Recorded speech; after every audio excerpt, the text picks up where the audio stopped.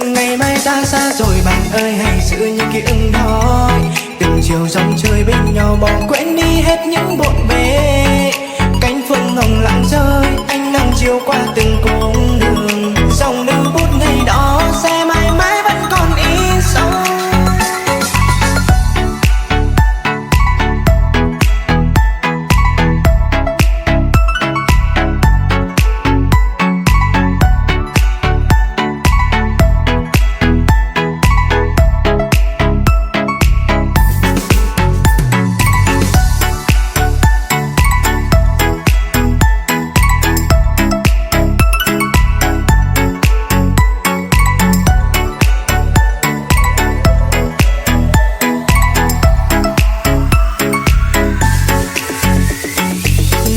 Rơi khắp sân trường, từng bên nhau trên những cung đường. Thời gian trôi qua ôi sao chẳng đợi ai.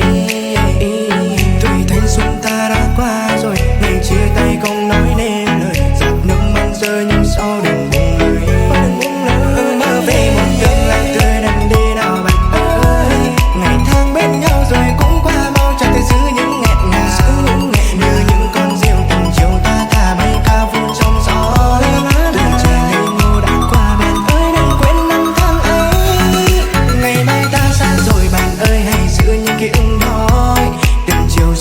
Bên nhau bỏ quên đi hết những bộn bề. Cánh phương hồng lặng rơi, ánh nắng chiều qua từng cung đường. Dòng lưu bút ngày đó sẽ mãi mãi vẫn còn in sâu.